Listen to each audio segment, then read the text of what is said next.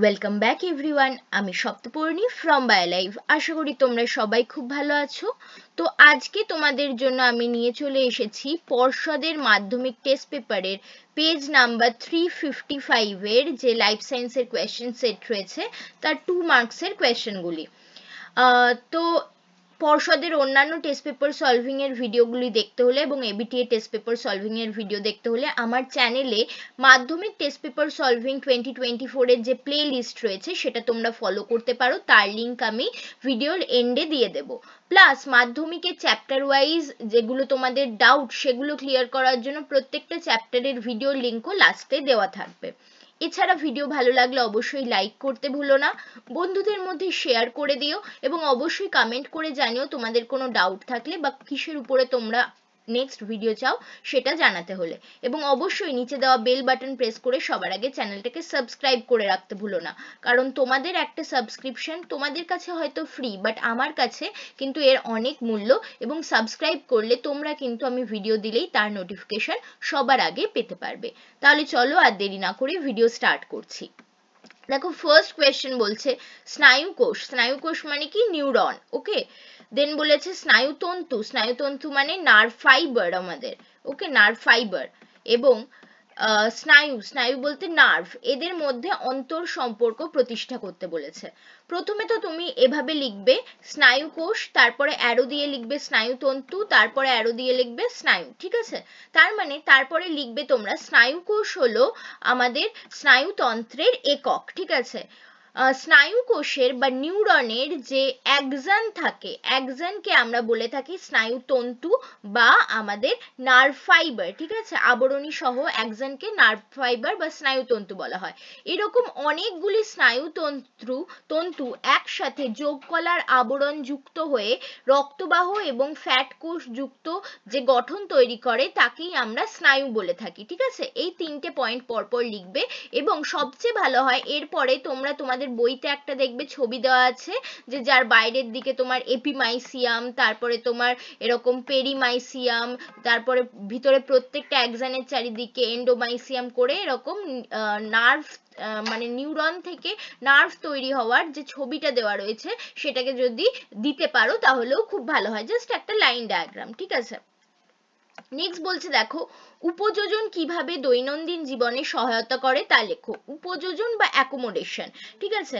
উপযোজন বলতে কি বলে সেটা প্রথমে বলবে। উপযোজন হচ্ছে স্থান পরিবর্তন না করেই অক্ষিগোলকের পেশি এবং লেন্সের সাহায্যে বিভিন্ন দূরত্বে থাকা বস্তুকে স্পষ্টভাবে দেখতে পাওয়াকেই আমরা উপযোজন বলি। এতে কি হয়, চোখের লেন্সের ফোকাল লেন্থ বা ফোকাস দূরত্বকে খাপ খাইয়ে নিয়ে দূরের জিনিসকে আমরা স্পষ্টভাবে দেখতে পাই, ঠিক আছে? দূরের বা কাছের জিনিসকে আমরা স্পষ্টভাবে দেখতে পাই। তো এটি কিভাবে আমাদের সাহায্য করে? প্রথমত হচ্ছে দূরের জিনিস দেখতে গেলে আমাদের সিলিয়ারি পেশি শিথিল হয়ে যায়, যার ফলে আমাদের যে লেন্স রয়েছে সেটি পাতলা হয় এবং ফোকাল লেন্থ বাড়ে এবং দূরের জিনিস আমরা স্পষ্ট দেখতে পাই। যেমন হচ্ছে যে ধরো দূরে কোনো গাড়ি চালাবার সময় দূরের কোনো সিগন্যালের লাইটকে তোমাকে দেখতে হবে, তখন আমরা এভাবে দূরের উপযোজন করব। আবার কোনো কিছু তোমাকে কাছের জিনিস দেখতে হবে, তুমি বই পড়ছো, বইয়ের লেখাগুলোকে তোমাকে দেখতে হবে, সেক্ষেত্রে তোমাকে কি করতে হবে?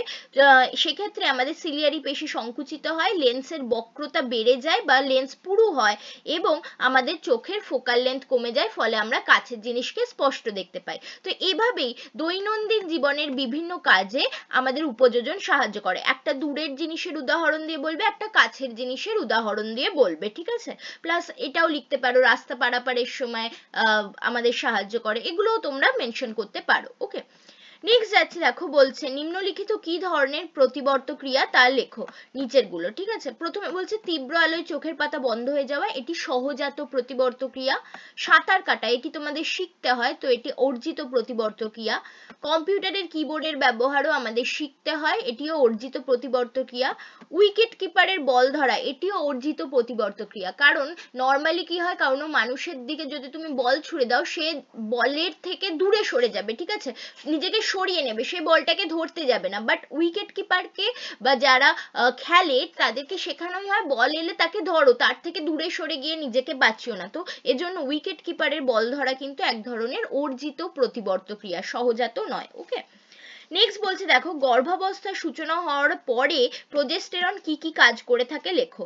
দেখো গর্ভাবস্থার সূচনা হবার পরে প্রোজেস্টেরন প্লাসেন্টা বা অমরা গঠনে সাহায্য করে, দ্বিতীয় হচ্ছে ভ্রূণের বৃদ্ধি এবং পুষ্টিতে সাহায্য করে, এছাড়া গর্ভাবস্থায় যাতে ঋতুচক্র বন্ধ থাকে সেটাকে দেখে, কারণ ঋতুচক্র যদি বন্ধ না থাকে তাহলে প্রত্যেক মাসে যেরকম পিরিয়ডস এর সাথে ব্লাড বেরিয়ে যায় সেভাবেই গর্ভাবস্থা হওয়ার পরেও কিন্তু প্রত্যেক মাসে পিরিয়ডস এর সাথে যে অমরা আমাদের যে জরায়ুর অন্তঃস্থল, ঠিক আছে, তার যে এন্ডোমেট্রিয়াম লেয়ার যেখানে ভ্রূণ স্থাপিত হয়েছে সেটাও কিন্তু বেরিয়ে চলে যাবে, তাই গর্ভাবস্থায় ঋতুচক্রকে বন্ধ করতে হেল্প করে। প্লাস হচ্ছে স্তন গ্রন্থির বৃদ্ধিতে হেল্প করে, ঠিক আছে, এবং প্রসবকালে জননপথের পেশিকে প্রসারণ করে প্রসবেও হেল্প করে থাকে। তো এগুলো বিভিন্ন রকম কাজ, যে কোনো চারটে তোমরা লিখতে পারো 2 মার্কসের জন্য। নেক্সট বলছে মানব বিকাশের বয়ঃসন্ধি দশার দুটি গুরুত্বপূর্ণ বৈশিষ্ট্য লেখো। প্রথম হচ্ছে বয়ঃসন্ধি দশাতেই প্রথম আমাদের যৌন লক্ষণগুলি দেখা দিতে শুরু করে, ঠিক আছে, বিভিন্ন হরমোনের প্রভাবে, যেরকম হচ্ছে ছেলেদের ক্ষেত্রে টেস্টোস্টেরন, মেয়েদের ক্ষেত্রে ইস্ট্রোজেন, প্রোজেস্টেরনের প্রভাবে মুখ্য এবং যৌনাঙ্গের বৃদ্ধি ঘটে এবং মানুষ প্রজননে সক্ষম হয়ে ওঠে এবং তাদের যৌন লক্ষণ প্রকাশ পায়, এটি একটি গুরুত্ব। এবং দ্বিতীয় গুরুত্ব হচ্ছে যে আমাদের যে বয়ঃসন্ধি দশা সেটিকেই মুখ্য বৃদ্ধিকাল বলা হয় বা সর্বাঙ্গীন সামঞ্জস্যপূর্ণ বৃদ্ধিকাল বলা হয়, কারণ এই দশাতেই দেহের সবচেয়ে বেশি বিকাশ ঘটে এবং দেহ স্বাস্থ্যবান এবং পেশিবহুল হয়ে ওঠে, ঠিক আছে। তো এই দুটি গুরুত্ব তোমরা লিখবে। নেক্সট বলছে দেখো মানুষের লিঙ্গ নির্ধারণে মাতাকে কোনোভাবেই কেন দায়ী করা যায় না, এই উক্তিটি ব্যাখ্যা করো। দেখো এখানে তোমাদেরকে একটি ক্রস দিতে হবে, কোন ক্রসটা দিতে হবে বলো তো, এখানে তোমাদের এই ক্রসটা দিতে হবে যে 44A প্লাস XX, এটা হচ্ছে মায়ের জিনোটাইপ, ঠিক আছে, 44টি অটোজোম প্লাস 2টি এক্স ক্রোমোজোম। এখান থেকে আমরা দু ধরনের গ্যামেট পেতে পারি। কি কি ধরনের গ্যামেট পেতে পারি? একটা তো হচ্ছে 22A প্লাস এক্স, ঠিক আছে, এটি এক ধরনের গ্যামেট, এবং আরেকটি গ্যামেটও হচ্ছে 22A প্লাস এক্স, অর্থাৎ একই ধরনের দুটি গ্যামেট আমরা এখান থেকে পেয়ে থাকছি। এবার এর সাথে যখন একজন নর্মাল পুরুষকে ক্রস করানো হচ্ছে, তাহলে নর্মাল পুরুষের আমাদের জিনোটাইপ কি, তাদের ক্ষেত্রে 44টা autosome, so 44A plus XY, ঠিক আছে। তো যেহেতু এখানে XY দুটো ধরনের সেক্স ক্রোমোজোম রয়েছে, তো এখানে দু ধরনের আমরা গ্যামেট পাবো, একটা তো হবে 22A প্লাস এক্স হবে একটি গ্যামেট, এবং আরেকটি হবে তোমাদের 22A প্লাস ওয়াই হবে, ঠিক আছে, প্লাস ওয়াই হবে। এবারে তোমরা এটা পানেট স্কোয়ারের সাথে ক্রস করে দেখাতে পারো, বাট এখানে দেখো কি হবে ঘটনাটা, যে যদি 22A প্লাস এক্স এর সাথে বাবার থেকে পাওয়া 22A প্লাস এক্স যায়, তাহলে হবে হচ্ছে 44A প্লাস XX, এটি গঠিত হবে, ঠিক আছে, যেটি হবে কি, যেহেতু XX আছে এটি হবে কন্যা, ওকে, কন্যা হবে। বাট এটির সাথে যদি আমি 22A প্লাস ওয়াই এর ক্রস করাই, তাহলে কি আসবে, তাহলে আসবে আমাদের 44A প্লাস XY আসবে, প্লাস XY আসবে, ওকে। তো এটি কি হবে, XY আছে মানে এটি কি, এটি হবে পুত্র, ঠিক আছে। তার মানে তোমরা বুঝতে পারছো মায়ের থেকে তো সবসময় 22A প্লাস এক্স এই গ্যামেটটি আসবে, বাট বাবার থেকে কোন গ্যামেট আসছে, বাবার থেকে 22A প্লাস এক্স আসছে নাকি 22A প্লাস ওয়াই আসছে, তার উপরেই নির্ভর করছে সন্তান কন্যা হবে না পুত্র হবে। যদি বাবার থেকে 22A প্লাস এক্স আসে তাহলে সন্তান কন্যা হবে, আর যদি বাবার থেকে 22A প্লাস ওয়াই আসে তাহলে সন্তান কিন্তু পুত্র হবে। তাহলে এক্ষেত্রে সন্তান কি হবে তা সম্পূর্ণভাবে নির্ভর করে পিতার থেকে কোন গ্যামেটটি আসছে, ঠিক আছে। 22A প্লাস এক্স এলে কন্যা, 22A প্লাস ওয়াই এলে পুত্র, কারণ মাথার থেকে তো সবসময় একই প্রকারেরই গ্যামেট আসবে 22A প্লাস এক্স, ঠিক আছে। তো এই জন্যই মাতাকে কখনোই দায়ী করা যায় না মানুষের লিঙ্গ নির্ধারণে, তা সম্পূর্ণভাবে নির্ভর করে বাবার স্পার্মে কোন ধরনের গ্যামেট আসছে তার উপরে, ঠিক আছে। তো এটাই সুন্দরভাবে গুছিয়ে তোমরা লিখবে। নেক্সট বলছে দেখো স্বপরাগযোগ কেন ইতর পরাগযোগ অপেক্ষা উন্নত, তার সপক্ষে দুটি কারণ দাও। দেখো প্রথম কথা হচ্ছে স্বপরাগযোগে, আচ্ছা সরি, ইতর পরাগযোগে কি হয়, ইতর পরাগযোগে দুটি ভিন্ন গাছের ফুলের মধ্যে সংকরায়ন ঘটে, ঠিক আছে, যার ফলে নতুন বৈশিষ্ট্যের উদ্ভব হয়, ঠিক আছে। তো প্রথম পয়েন্ট হচ্ছে নতুন বৈশিষ্ট্যের উদ্ভব হয়। দ্বিতীয় পয়েন্ট হচ্ছে এই যে নতুন বৈশিষ্ট্যের উদ্ভব ঘটে সেই বৈশিষ্ট্য কিন্তু আমাদের যে তার থেকে যে অপত্য তৈরি হয় সেই বৈশিষ্ট্য সমৃদ্ধ তারা কিন্তু অনেক বেশি সবল হয়, রোগ প্রতিরোধে সক্ষম হয়, প্রতিকূল পরিবেশের সাথে সহজেই মানিয়ে নিতে পারে এবং তাদের বীজের অঙ্কুরোদ্গমও তাড়াতাড়ি হয়। অর্থাৎ তাদের মধ্যে সবই ভালো গুণ আসছে, অভিযোজনের সহায়ক গুণ আসছে, যা তাদেরকে পরিবর্তিত পরিবেশের সাথে মানিয়ে নিতে বা খাপ খাইয়ে নিতে সাহায্য করে এবং আলটিমেটলি অভিব্যক্তিতে বা বিবর্তনেও সাহায্য করে। ঠিক আছে, তো এজন্যই স্বপরাগযোগ অপেক্ষা ইতর পরাগযোগ সর্বদাই উন্নত। ঠিক আছে, তো এই দুটি কারণ তোমরা বলবে।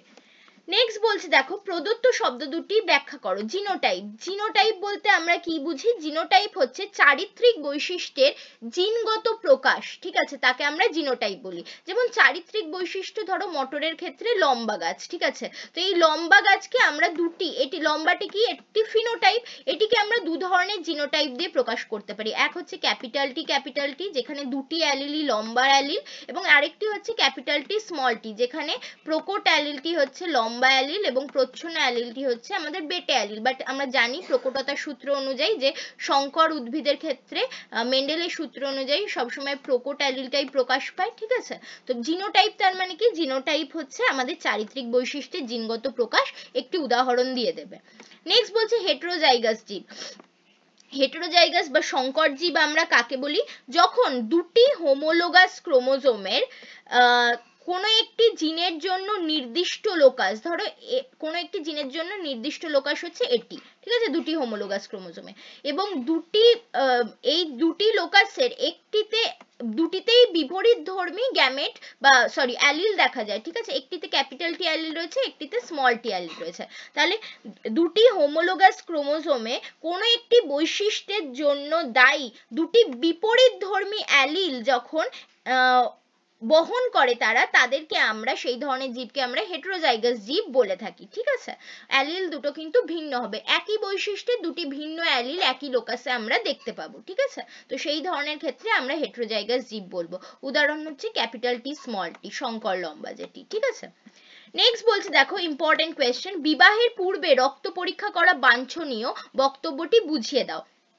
দেখো এটা তোমরা থ্যালাসেমিয়ার উদাহরণ দিয়ে বলবে যে যখন কোনো দম্পতি বিবাহ করতে চলেছেন তার আগে তাদের যদি রক্ত পরীক্ষা করে নেওয়া হয় এবং তাতে পাওয়া যায় যে দম্পতিদের মধ্যে দুজনাই হয়তো বাহক। ঠিক আছে, থ্যালাসেমিয়া হচ্ছে অটোজোমাল প্রচ্ছন্ন রোগ, তো সেক্ষেত্রে যদি দুজনাই বাহক হন, অর্থাৎ দুজনার ক্ষেত্রেই ধরো একটি দুটি হোমোলোগাস ক্রোমোজোমের একটিতে মনে করো থ্যালাসেমিয়ার জিন বহন করছেন এবং একটি নর্মাল রয়েছে। ঠিক আছে, এটি নর্মাল এবং ওটিতে জিন বহন করছেন। এটি ধরো বাবার ক্ষেত্রে আমি বলছি, ঠিক আছে, এটা পিতা, এবং মাতার ক্ষেত্রে ধরো এরকম হলো, মাতার ক্ষেত্রেও সেম, একটি হচ্ছে থ্যালাসেমিয়ার জিন বহন করছে এবং আরেকটি নর্মাল। ঠিক আছে, তাহলে এক্ষেত্রে কি হবে? এক্ষেত্রে এই যে দুই দম্পতি তাদের যখন বিয়ে হবে এবং তারা যখন সন্তান সম্ভবা হবেন, ঠিক আছে, তখন তাদের ক্ষেত্রে আমরা দেখতে পাবো যে কত পার্সেন্ট চান্স থাকে, 25% চান্স থেকে যায় থ্যালাসেমিয়ার পুত্র বা কন্যা হওয়ার। কিরকম দেখো, কারণ এখান থেকে তোমরা 4 রকমের জিনোটাইপ পেতে পারো। ঠিক আছে, সন্তান পেতে পারো। একটা হচ্ছে এটি, দুটি পাবে তোমরা এটি এ প্লাস। ঠিক আছে, এরকম দুটি পাবে তোমরা, যদি ক্রসটা চেকার বোর্ডে করো তাহলে দেখতে পাবে এরকম দুজন হবে, এবং আরেকজন হবে কমপ্লিটলি নর্মাল এ প্লাস এ প্লাস। ঠিক আছে, এ প্লাস এ প্লাস। তাহলে এক্ষেত্রে তোমরা কি দেখতে পাচ্ছ যে আমরা দেখতে পাচ্ছি দুজন বাহক বা মাইনার থ্যালাসেমিয়া যুক্ত হতে পারে, বাট একটি পুত্র বা কন্যা কিন্তু তোমার অবশ্যই থ্যালাসেমিক হওয়ার চান্স থেকে যায়। যদি পিতামাতা উভয়েই বাহক হয় বা মাইনার থ্যালাসেমিয়া যুক্ত হয়, তাহলে 25% পুত্র বা কন্যার চান্স থাকে মেজর থ্যালাসেমিক হওয়ার। ঠিক আছে, তো এটার মাধ্যমেই আমরা বলতে পারি যে বিবাহের পূর্বে যদি রক্ত পরীক্ষা করে নেওয়া হয় এবং দেখা যায় যে যারা ছেলে এবং মেয়ে দুজনাই বাহক, সেক্ষেত্রে আমরা বলতে পারি যে তাদেরকে জেনেটিক কাউন্সেলিং করা দরকার। তারা বিবাহ করলেও যদি তারা নিজেদের সন্তান না নেন, তারা যদি সন্তানকে অ্যাডপ্ট করেন, সেক্ষেত্রেই ভালো, কারণ তাদের ক্ষেত্রে কিন্তু থ্যালাসেমিয়া মেজর সন্তান হবার সম্ভাবনা থেকেই যায় 25%। ঠিক আছে, তো সেজন্যই বলা হয় যে পুত্র কন্যা নয়, ছেলে মেয়ে দুজনাই যদি বাহক হন তাহলে তাদের ক্ষেত্রে বিয়ে করলেও সন্তান নেওয়া কিন্তু সঠিক হবে না। তো এই জন্যই বিবাহের পূর্বে রক্ত পরীক্ষা করে নেওয়া কিন্তু প্রয়োজন, ঠিক আছে। নেক্সট কোয়েশ্চেন বলছে দেখো, A capital A small B capital B small B genotype যুক্ত জীব থেকে উৎপন্ন সকল প্রকার গ্যামেট কি কি হতে পারে? তো তোমাদের আমি আগেই শিখেছি, এটার জন্য আমরা 2 টু দি পাওয়ার n এর ফর্মুলা ইউজ করব, যেখানে n মানে হচ্ছে নাম্বার অফ জিনস যাদের ডিফারেন্ট প্রকারের অ্যালিল রয়েছে। দেখো এখানে জিন রয়েছে দু রকম, এ জিন এবং বি জিন, এবং দুটি জিনেরই দুটি ডিফারেন্ট টাইপের অ্যালিল আমরা পাচ্ছি। তাহলে এখানে নাম্বার অফ এন কত হবে? 2, সো 2 টু দি পাওয়ার 2 মানে হচ্ছে আমাদের 4। তাহলে 4 ধরনের আমরা গ্যামেট পাবো। এবার এই গ্যামেট গুলো কি হবে? দেখো গ্যামেট গুলি হবে, একটি হবে ক্যাপিটাল এ ক্যাপিটাল বি, একটি হবে ক্যাপিটাল এ স্মল বি, একটি হবে স্মল এ ক্যাপিটাল বি, এবং আরেকটি হবে স্মল এ স্মল বি, ঠিক আছে। তো এই 4 রকমের গ্যামেট আমরা পেতে পারবো। নেক্সট বলছে শব্দচিত্রের সাহায্যে ঘোড়ার বিবর্তনকে বিবৃত করো। তাহলে তোমরা এভাবে লিখবে, প্রথমে এসেছিল আমাদের যে ইওসিন যুগে প্রথমে এসেছিল ইওহিপ্পাস, তারপরে আমাদের মায়োসিন যুগে এসেছিল, সরি অলিগোসিন যুগে এসেছিল মেসোহিপ্পাস, দেন মায়োসিন যুগে এসেছিল মেরিচিহিপ্পাস, ঠিক আছে, দেন প্লায়োসিন যুগে আসে প্লায়োহিপ্পাস, এবং তারপরে লাস্ট লিখবে তোমরা আধুনিক যুগ বা হলোসিন যুগে এসেছে ইকুয়াস, ঠিক আছে। তো উপরে যুগের নামগুলো লিখবে পরপর, আর তার নিচে নিচে ঘোড়ার বিবর্তনে যে যে ঘোড়া এসেছে সেগুলো লিখবে। এবং তোমাকে যেহেতু বিবর্তন বিবৃত করতে বলেছে তাহলে তাদের কিছু পরিবর্তনও তোমাকে লিখতে হবে। যেখানে তুমি ইওহিপ্পাস লিখছো তার নিচে ব্র্যাকেট করে ইওহিপ্পাসের যে যে বৈশিষ্ট্য সেগুলি শর্টে লিখে দেবে। যেমন ধরো ইওহিপ্পাসের দৈর্ঘ্য ছিল 30 সেন্টিমিটার, শেয়ালের মতো দেখতে ছিল, অগ্রপদে 4টি পশ্চাৎপদে 3টি আঙুল ছিল, এবং মোলার দাঁত যেটা সেটি খাঁজবিহীন ছিল এবং অসম্পূর্ণ সিমেন্ট যুক্ত ছিল, এটি লিখলে। মেসোহিপ্পাসের নিচে তুমি লিখবে হচ্ছে যে এদের দৈর্ঘ্য বেড়ে 60 সেন্টিমিটার হয়, ভেড়ার মতো দেখতে ছিল, অগ্র এবং পশ্চাৎপদ দুটিতেই কিন্তু 3টি করে আঙুল ছিল, এবং মাঝের আঙুল ধীরে ধীরে লম্বা এবং মজবুত হতে শুরু করে, এবং মোলার দাঁত এবার কিন্তু খাঁজযুক্ত হওয়া শুরু হয়।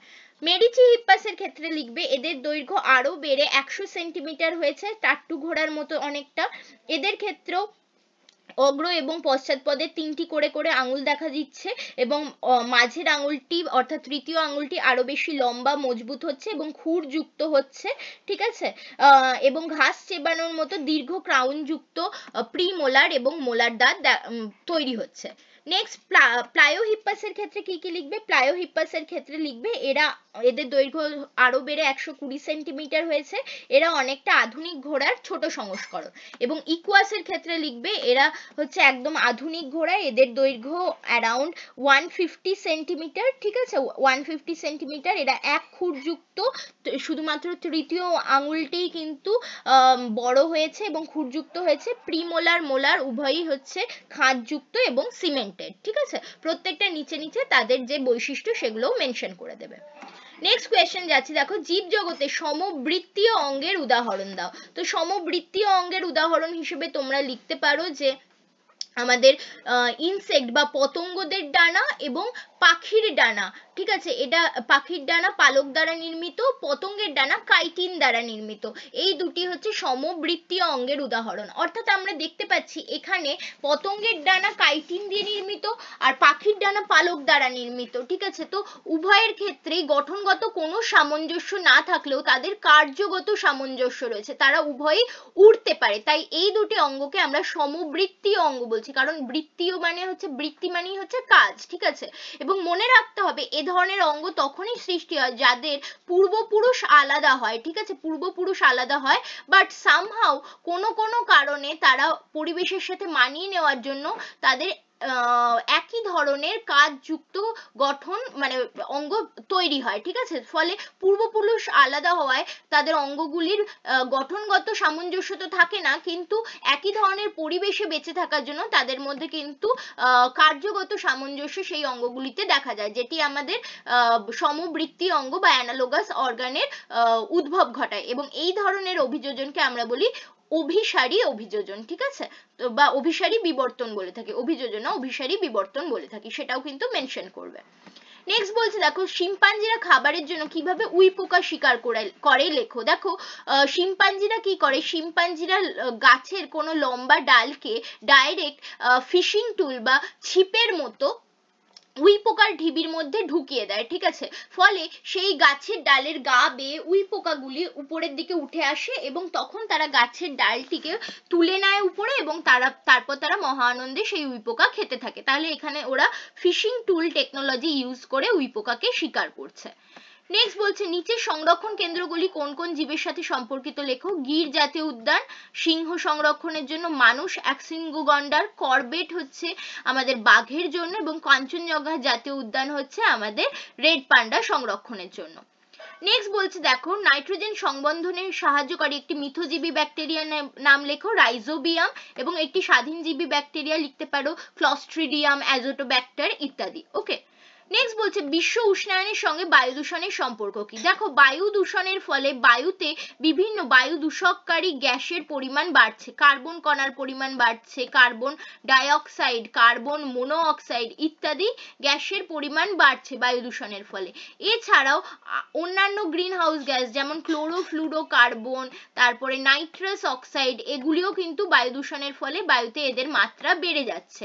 এবার মনে রাখতে হবে যে এই সবগুলোই হচ্ছে আমাদের বিভিন্ন ধরনের গ্রিন হাউস গ্যাস, ঠিক আছে। কি বলা হয়, green house gas. Green house gas কি করে, যে সূর্যের যে তাপমাত্রা, সূর্যের যে আলোক রশ্মি পৃথিবীতে ঢোকে তাকে তো ঢুকতে দেয়, এই গ্রিন হাউস গ্যাসটা একটি লেয়ারের সৃষ্টি করে পৃথিবীর চারিদিকে, ঠিক আছে। তো এরা সূর্যের যে আলোক রশ্মি তাকে তো ভিতরে ঢুকতে দেয়, কিন্তু যেরকম কাঁচের ঘরে গ্রিন হাউসে যে কাঁচ থাকে তারা যে তাপ বেরিয়ে যায় তাকে বেরিয়ে যেতে দেয় না, বরং কাঁচের ঘরের মধ্যেই আটকে রাখে। তেমন ভাবেই এই বিভিন্ন ধরনের গ্রিন হাউস গ্যাসও পৃথিবী পৃষ্ঠ থেকে যে তাপ বিচ্ছুরিত হয় তাকে কিন্তু বাইরে বেরিয়ে যেতে দেয় না অ্যাটমসফিয়ারের বাইরে, বরং পৃথিবীর অ্যাটমসফিয়ারেই আটকে রাখে। ফলে পৃথিবীর গড় উষ্ণতা কিন্তু বেড়ে যায়, যার ফলে বিশ্ব উষ্ণায়ন বা গ্লোবাল ওয়ার্মিং হয়ে থাকে, ঠিক আছে। তো এটাই তোমরা গুছিয়ে সুন্দরভাবে লিখবে।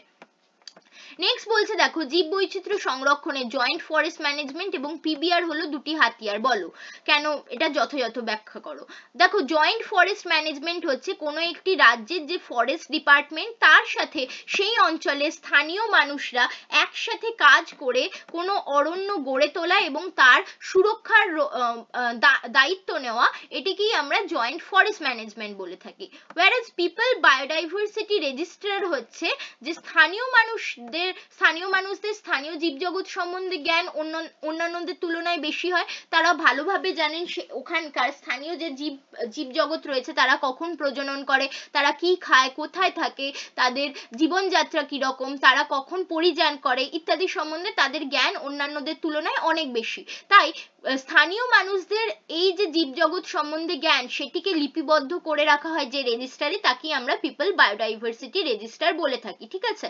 তো জেএফএম এবং পিবিআর দুটোতেই স্থানীয় মানুষ বা লোকালয়ের মানুষদেরকে নিয়ে, কমিউনিটিকে নিয়ে, ঠিক আছে, আমরা জীব বৈচিত্র্য সংরক্ষণ করতে পারি তাদের সাহায্যে। তাই এই দুটিই হচ্ছে, এবং আমরা জানি স্থানীয় মানে মানুষই হচ্ছে মানুষের দ্বারা, লোকাল মানুষের দ্বারাই কিন্তু সবচেয়ে ভালো হবে, যারা যেখানে থাকেন তারাই তার সেখানকার অঞ্চলকে, সেখানকার বনজ সম্পদকে সঠিকভাবে রক্ষা করতে পারবেন, ঠিক আছে। সেজন্যই স্থানীয় মানুষদের দ্বারাই যেহেতু দুটি ঘটনা ঘটে থাকে, তাই এটি কিন্তু জীব বৈচিত্র্য সংরক্ষণে খুব ভালো দুটি হাতিয়ার, ঠিক আছে। তো এভাবে তোমরা দুটি কাকে বলে এবং স্থানীয় মানুষ কিভাবে জীব বৈচিত্র্য সংরক্ষণে অন্যান্যদের তুলনায় অনেক বেশি হেল্প করতে পারেন সেটা বুঝিয়ে লিখে দেবে।